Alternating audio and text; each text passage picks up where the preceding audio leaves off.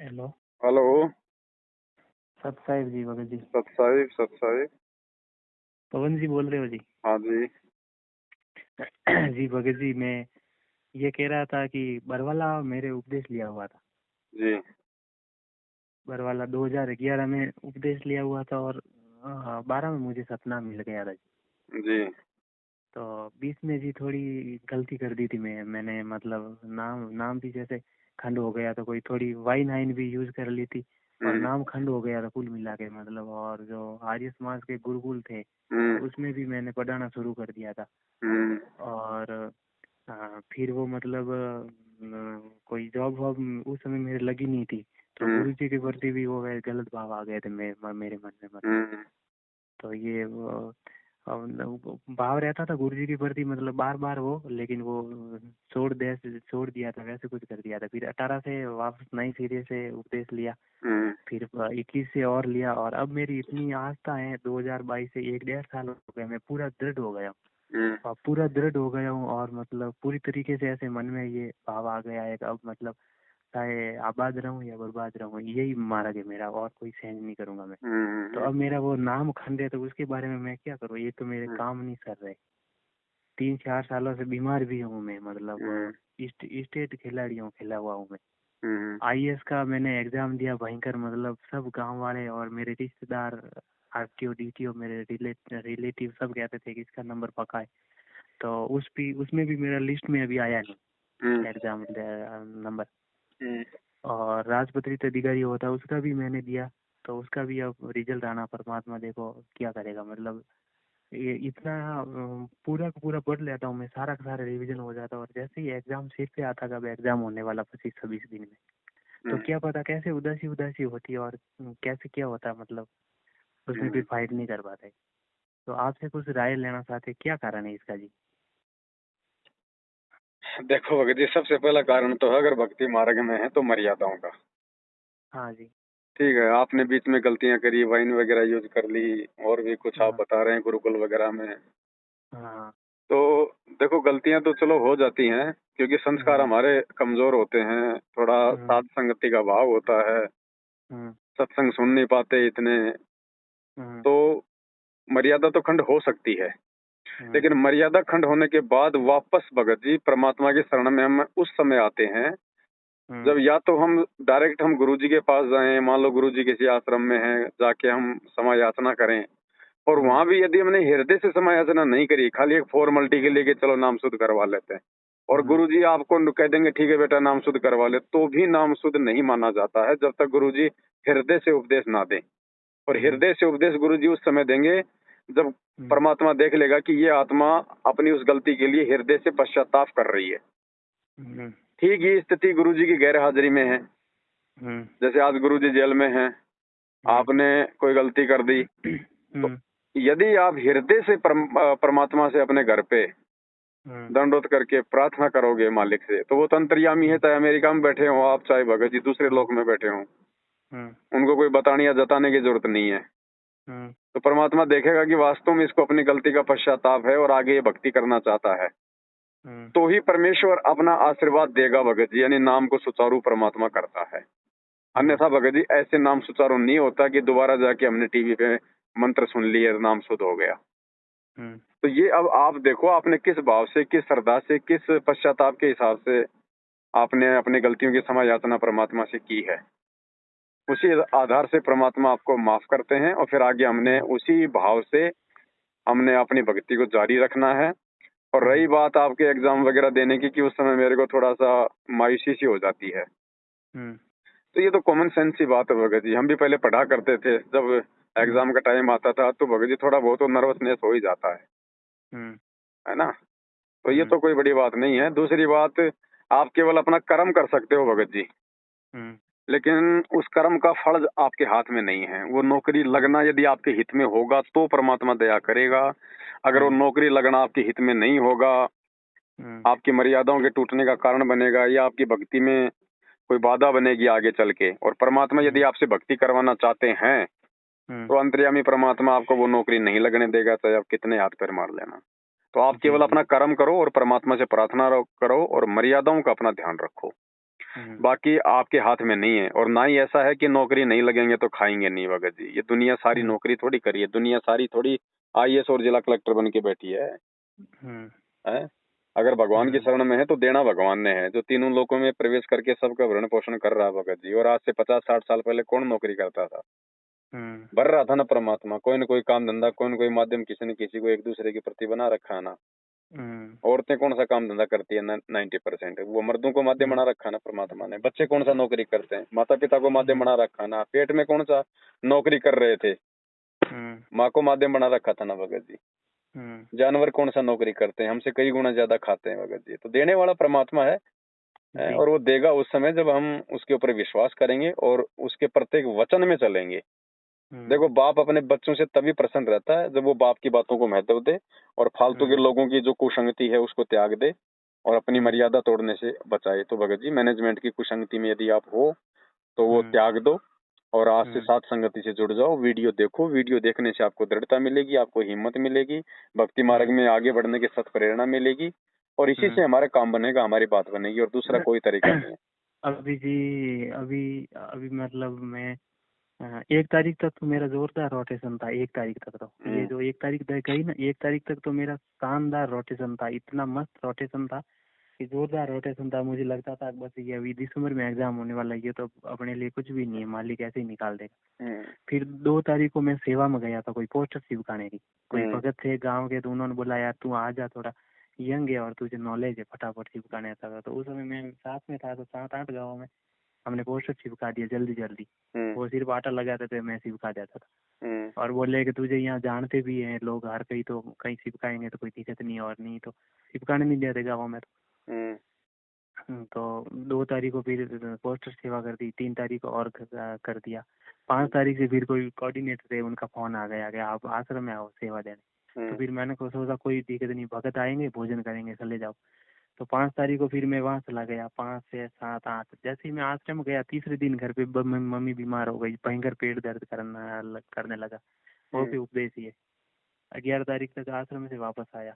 वापस आते ही मतलब उनको ट्रीटमेंट करवाया, मतलब इधर उधर वगैरह दवाई ववाई दिलवाई, जांचे वासे सब पूरी करवाई, डॉक्टर को दिखाया। और उसके बाद में रोटेशन पूरे टूट गया। और उससे पहले रोटेशन ठीक रहा। उसके बाद में अब ऐसे रोटेशन हो गया कि पहले मैं एक दिन में 80-80 पेज निकालता था, 24 घंटे में पढ़ लेता था। अब 15 पेज निकालना, 20 पेज निकालना भी मुश्किल हो रहा है, और उधर सी टाइप में हो रही। सपना मतलब ऐसे जाप करते तो मैं जी तैयारी तो सिविल सेवा की कर रहा हूँ, लेकिन अभी मेरे फिलहाल ये अध्यापक का एग्जाम है, वरिष्ठ अध्यापक का 2nd ग्रेड का। फिर मैंने कहा एक बार ये देते थे दिसंबर वाला, उसमें लग जाएंगे, फिर बाद में लगने के बाद में भक्ति के साथ साथ में फिर आगे आप एक बात बताओ करेगा तो सिविल की सेवा करते रहे। आप एक बात बताओ, आपने नाम 2011 में लिया जी, अभी तक आपको ये पता नहीं चला भगत जी कि ये जो नौकरी है, विशेषकर सरकारी नौकरी, ये परमात्मा की भक्ति में सबसे ज्यादा बाधक है भगत के लिए। आप मर्यादा में रह पाओगे? हाँ जी, मास्टर शास्त्र बन गए तो रह पाएंगे, नहीं दूसरी नौकरी में तो 90% मुश्किल है। 90% सरकारी नौकरियों में आप मर्यादा में नहीं रह पाओगे भगत जी। और मास्टर की नौकरी में कौन सा आप जी मर्यादा में रह लोगे? है भाई, आपकी ड्यूटी लगा दी गई बच्चों से सरस्वती की वंदना करवाने की, है, या वैसे कोई बच्चों को और कोई गेम्स की कोई तैयारी करवाने की, और कोई किसी प्रकार का कोई फालतू की नौटंकियां होती रहती हैं स्कूलों में तो भगत जी। कहीं कहीं पे कोई मंदिर का टूर है, कहीं कोई बच्चों को वहां घुमा के लाएंगे, वहां घुमा के लाएंगे, वो मंदिर बहुत अच्छा है, बच्चों को दर्शन करवा के लाएंगे। निमित्त कौन बनेगा? बनोगे ना?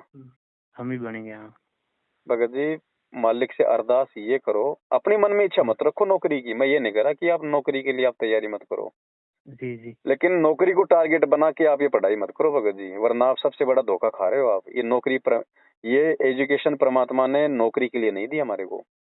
जी, आपको पता है क्यों दी है परमात्मा ने एजुकेशन? सिर्फ अक्षर ज्ञान के लिए, ताकि आज वो परमात्मा जब हमारे को धर्मशास्त्र पढ़ाए तो हम और किसी की बातों में ना आए, और परमात्मा के पढ़ाए गए को हम खुद भी पढ़े और देख ले और हमारे को विश्वास हो जाए। इसलिए परमात्मा ने घर घर में ये अक्षर ज्ञान करवाने के लिए ये नौकरी का एक लड्डू फेंका परमात्मा ने, एक लड्डू, वरना शिक्षा नौकरी के लिए नहीं होती है, लेकिन परमात्मा ने नौकरी का झांसा दिया। एक ये मीठा लड्डू फेंका। इस नौकरी के चक्कर में तो सभी माँ बाप अपने बच्चों को पढ़ा रहे हैं। जी जी। अगर शिक्षा के प्रतिफल में नौकरी ना होती तो कौन पढ़ाएगा अपने बच्चों को? जी जी। तो ये अब वो लड्डू फेंकने की आवश्यकता नहीं है परमात्मा को, क्योंकि परमात्मा ने अब इस चीज को रूटीन में लाके खड़ा कर दिया। चाहे बच्चा नौकरी लगे ना लगे, लेकिन हर माँ बाप अपने बच्चों को शिक्षा दिलवाता है ना।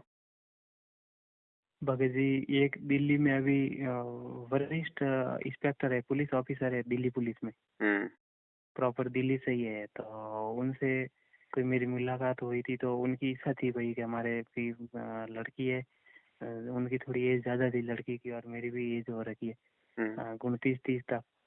तो फिर मैरिज के लिए फिर उन्होंने कहा था कि उन्होंने भेजा था मुझे सब, और सेंड किया था वो उनकी बच्ची के फोटो वोटो वगैरह। तो उस समय तक तो ये एग्जाम वगैरह उनको लग रहा था कि भाई ये तो इंटेलिजेंट बन जाएगा आराम से, वो भी नौकरी किए हुए थे। आज उनका फोन आया जी कि उस समय उनकी फुल इच्छा थी 100%, और अभी आज उनका फोन आया कि जी हमारी तो थोड़ी घर में चर्चा हुई कि उधर के मन थोड़ा कम ही है, कि आपके पास में नौकरी भी है नहीं, जॉब भी है नहीं। वो सार ना मिले हुए 2000 से उपदेशी परमात्मा से, वो सामने वाले, हाँ सामने वाले 2000 से पूरे परिवार को उपदेश। और देखो भगत जी, मैनेजमेंट से, मैं सतलोक आश्रम मैनेजमेंट हरियाणा से जुड़े हुए भक्तों को अपना स्वार्थ पहले दिखाई देता है। ठीक है, उनको चाहिए नौकरी वाला लड़का अपनी छोरी के लिए। ठीक है, उनको ये नहीं, और उनको अच्छा भगत नहीं चाहिए। उनकी छोरी भी जॉब कर रही है, 8 लाख सालाना पैकेज है, वो भी इंजीनियर है। कहाँ ले जाएगी? वो भी चलो ठीक है, उसका भाग्य संस्कार कर रही है, लेकिन आप इस चक्कर में मत रहना, ना अपने मन में स्वार्थ पालना कि भाई कोई नौकरी वाली मिल जाए या उसकी नौकरी नहीं, मेरे तो मन में कोई था ही नहीं जी भगत जी, मेरे मन में तो कुछ था ही नहीं। वो तो उन्होंने किया, उन्होंने मुझे बोला और उन्होंने मना किया, मेरे मन में तो कभी कोई नहीं था। मना कर दिया तो भूल जाओ भगत जी, हमारा कोई मतलब नहीं होना चाहिए। बाकी मैं तो ये कहूंगा आपसे, देखो अपन तो मेन टॉपिक पे आते हैं भगत जी। बाकी तो ये दुनियादारी है, भाड़ में जाए ये जी। मेन जो टॉपिक है भगत जी वो ये है कि पढ़ाई आप अपनी पढ़ो, कोई बड़ी बात नहीं है, लेकिन नौकरी को टारगेट बना के मत पढ़ो। नौकरी को टारगेट बना के पढ़ोगे, कल को नौकरी नहीं लगोगे तो आपको दर्द होगा। ठीक है, आप अपना एक कर्तव्य समझ गए कि भाई ठीक है भाई, परमात्मा ने नौकरी दी है, अगर कोई सेवा मालिक मुझे कोई इस तरह की दे दे जो मैं अपने देश, अपने राज्य, अपने जिले, अपने देशवासियों के लिए मैं कोई सेवा दे सकूं, तो ठीक है भाई, नहीं तो अपना कोई छोटा मोटा काम धंधा करके अपना पेट भरना है मालिक के आशीर्वाद से। बस इतनी सोच रखो भगत जी, इससे ज्यादा नहीं। ठीक है, इससे ज्यादा नहीं, वरना भगत जी दुख होगा जब आप फेल हो जाओगे, आप पास नहीं हो पाओगे, दुख होगा, फिर तकलीफ होगी, आपका भक्ति से मन हटेगा, भगवान से मन हटेगा, क्योंकि सीधा सीधा काल फिर एक ही चीज पे आघात करेगा कि यार ये गुरुजी क्यों नहीं लाभ दे रहे, क्यों नहीं वो कर रहे, इतना सब कुछ कर रहा हूँ, फिर दोष पैदा कर देगा ये। तो ये काल में जो मैंने बीच में जो गलतियां की थी, यही दोष आया था मेरे मन में, यही आया था ना, सब कुछ मेहनत, हाँ यही आया था भगत जी, सही कहा, इतनी कुछ मेहनत कर रहे और फिर भी परमात्मा ने एक इतनी छोटी मोटी अभी जॉब नहीं दी। ये भगत जी एक मन में ये आता है, जैसे साथ संगति कर रहे तो उसमें भी अपने कभी भक्तों में कभी दान की जरूरत पड़ेगी, तो अब जैसे जॉब वॉब लगी तो थोड़ी मदद करेंगे दान की, हान की वगैरह। ये मत सोचो भगत जी आप, ये मन में ये मत सोचो ना, आप पता नहीं कब नौकरी लगोगे, कब तनख्वाह आएगी, कब आप साथ संगति में लगाओगे, वो छोड़ दो आप ये बातें, वो तो परमात्मा ने करनी है व्यवस्था। ठीक है, ना हम इस बहाने, ना हम इस भरोसे रहते हैं, और ना आपने रहना भगत जी। जी। ठीक है, आप नौकरी लगो तो ठीक है, नहीं तो भगत जी फिर प्रयास करना भी छोड़ दो, अपना कोई छोटा मोटा कोई प्राइवेट धंधा देख लो, कोई स्कूल वगैरह में पढ़ाना वगैरह, या और कोई जो भी काम है जो आप कर रहे हो उससे संबंधित जो भी काम आपको मिले, आप नौकरी के चक्कर में ना रहना फिर भगत जी, आप भक्ति के चक्कर में रहो। जितनी तैयारी आपने 20-20, 80-80 पेज पढ़ के और अपना अनमोल समय, अपना अनमोल समय से आपने जो बर्बाद की है भगत जी, हैं, क्या क्या क्या मिला भगत जी, क्या मिला? वो समय की कीमत थी क्या? एग्जाम दिया फेल, एग्जाम दिया फेल, वो सारी रातों को आंखें फाड़ फाड़ के पढ़ने वाली सारी मेहनत व्यर्थ गई ना। हैं, और अगर उस लगन के साथ अगर थोड़े से अगर मंत्र कर लेते तो परमात्मा पता नहीं भगत जी क्या दे दे, अनपढ़ को नौकरी दे दे भगवान, अनपढ़ को। जी जी जी। हैं। और आने वाले समय में देखना भगत जी, अनपढ़ ही देश हम्म संभालेंगे। हम्म इन पढ़े लिखे ने तो पूरी दुनिया कैसे तैसी कर डाली आज। हम्म अनपढ़ जो मर्यादा में होंगे, जो भगत होंगे, जो समझदार होंगे, जो विवेकी होंगे, जैसे पहले राजा महाराजा होते थे, उनके मंत्री, उनके वजीर वगैरह कौन होते थे भगत जी? कोई BA MBBA LLB होते थे क्या? अनपढ़ ही है सब। जो पात्र होते थे, उस काम को पात्र जो होते थे। संभाल सके, जो योग्य होता था। तो हम्म आने वाले समय में जब परमात्मा का राज होगा ना इस धरती पे, उस हम्म समय परमात्मा के उन्हीं बच्चों को ये सेवाएं मिलेंगी भगत जी, हम्म जो योग्य होंगे, जो मर्यादाओं में होंगे। मालिक कोई हम्म पढ़े लिखों की जरूरत नहीं है भगत जी।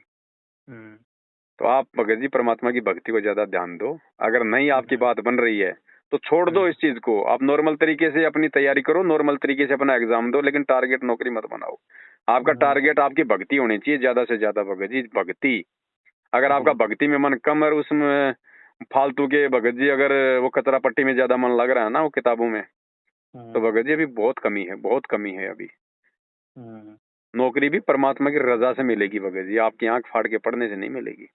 जी जी जी। ये कई बार ऐसे होता है, मैं ज्यादा पढ़ने लगता हूँ ना, तो मतलब एक टाइम की आरती होती है और कभी 2 टाइम की आरती होती है, दोपहर की कभी होती नहीं अब तो है। देख लो मतलब आप ये जी किस सोचते चीज हैं को कि महत्व लगने। दे रहे हो, यही देख हम्म लो ना आप। जबकि परमात्मा ने हम्म क्या बताया, हमने भक्ति को ज्यादा महत्व देना है हर काम से। हम्म 80% भक्ति, 20% रोजी रोटी के लिए, हम्म, इससे ज्यादा नहीं भगत जी। जी क्या नहीं कर सकता परमात्मा, ये पल में भगत जी राजा बना दे, और पल में राजा को भिखारी बना दे। कोई जी MBBA करने की जरूरत नहीं है। पल जी। में, सेकंडों में तुम हैं। साहिब से सब होत है, बंदे से कुछ नहीं, वो राई से पर्वत कर दे, फिर पर्वत से राई। और आपने पहले जो मेरे ये यही गली मानने। गली जा जाके, गांव गांव जाके आपने जो ये दीवारों पे जो ये धर्म भंडारे के पोस्टर चिपकाए ना, जी। आपकी मर्यादा खंडित है भगत जी। अच्छा।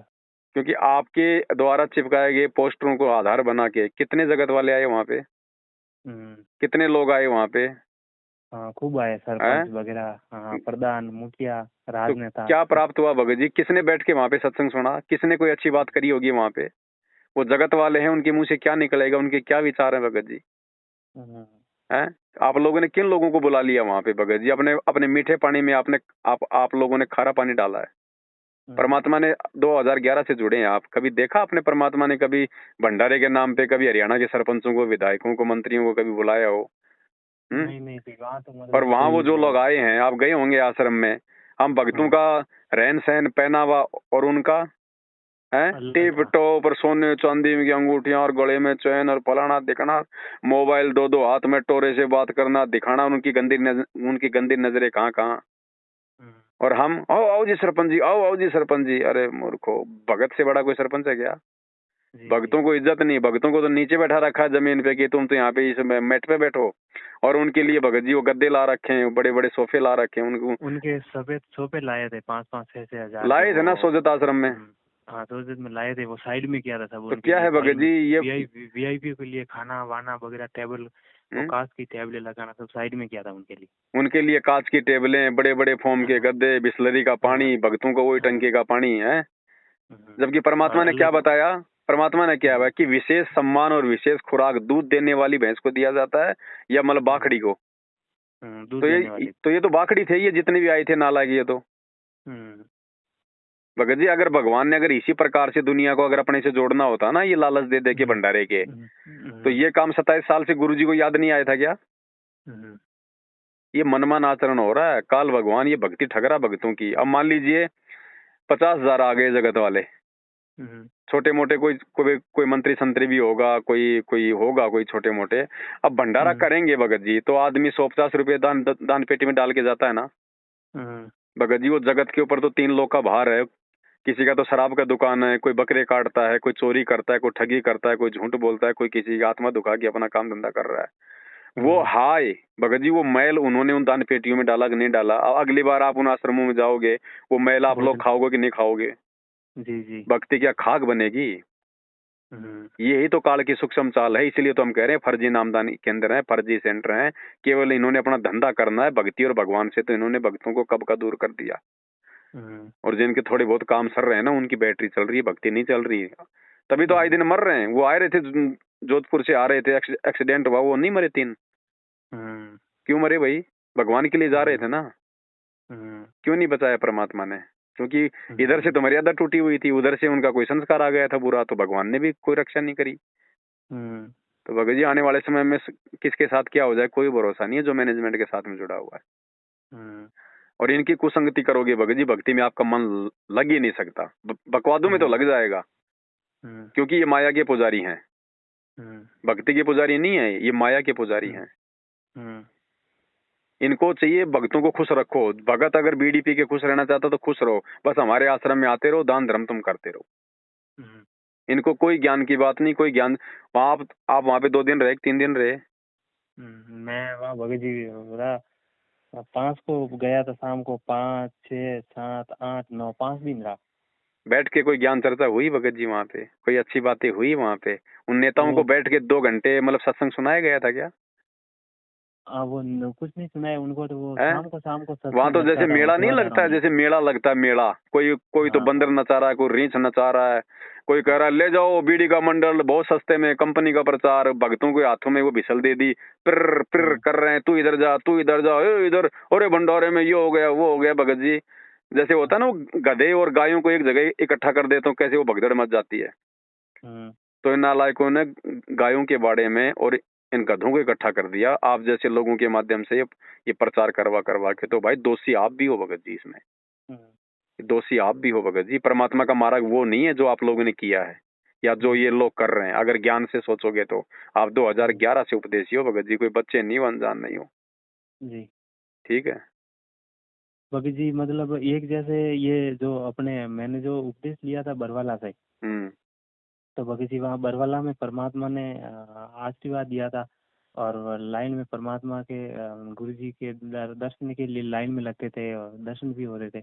लेकिन जो वहाँ नाम जो मिलता था वो वहाँ मेरे वो टीवी से लिया हुआ है, वो वैसे ही टीवी से लिया हुआ, लाइन लगती थी उधर, वो अंदर ले जाते थे, पहला नाम और दूसरा नाम टीवी से लिया हुआ। तो वो मंत्र सही है या पहले गुरु जी मुँह से देते? मंत्र तो आज भी सही है गुरु जी का, मंत्र थोड़ी गलत है भगत जी, विधि गलत है।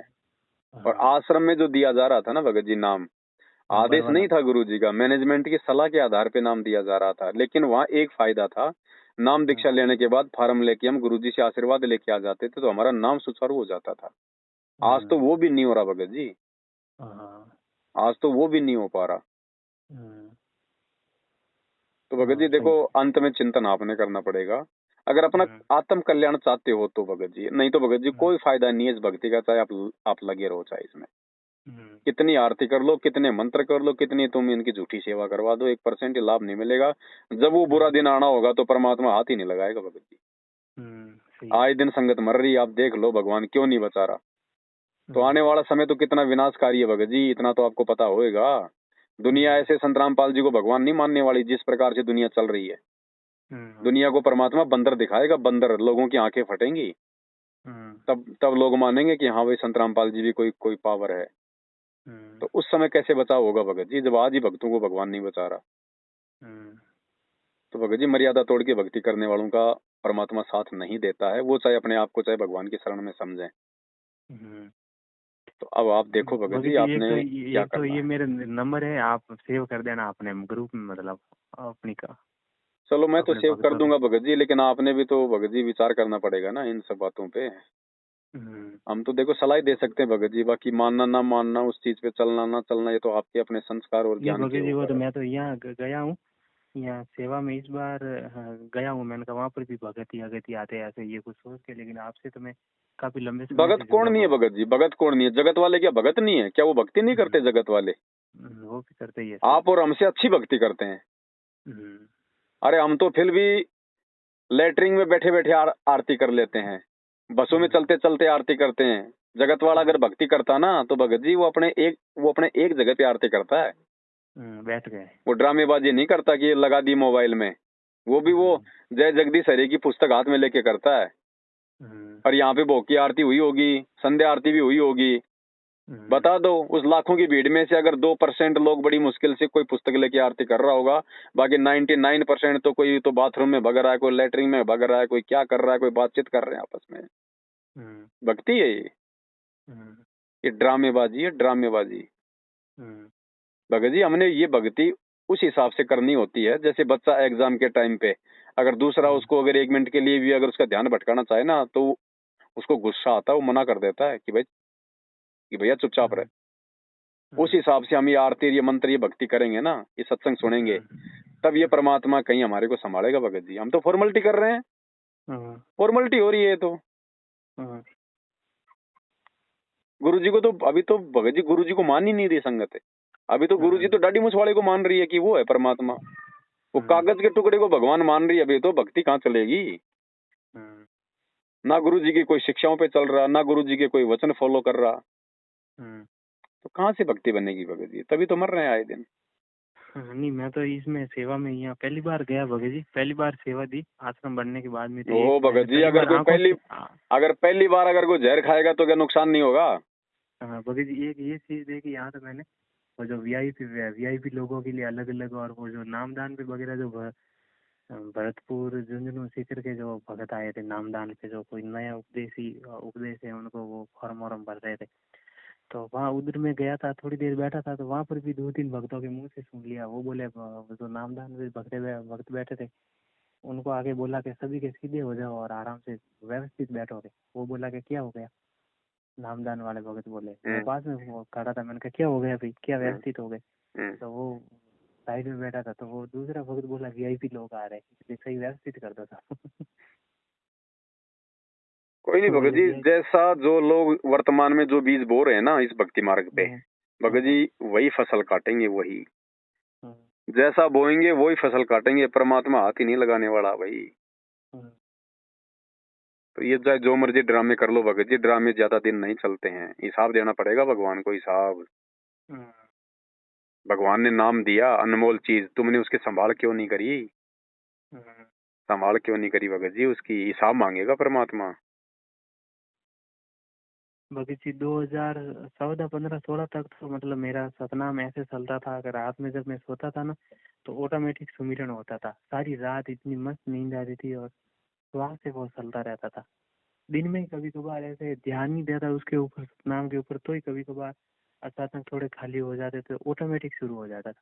अब तो मैं जपता हूँ फिर भी नहीं चल रहा है वो। भगत जी जब तक हम परमात्मा के वचन में रह के और उनके बताई गई विधि अनुसार भक्ति करते हैं ना, तो हमारी भक्ति भी चलेगी, सतनाम का सुमरण भी चलेगा सही विधि से जो परमात्मा ने बता रखा है। भगत लोग कहाँ गलती कर रहे हैं पता है? भगत हमेशा भक्तों को देख के बिगड़ता है भगत जी।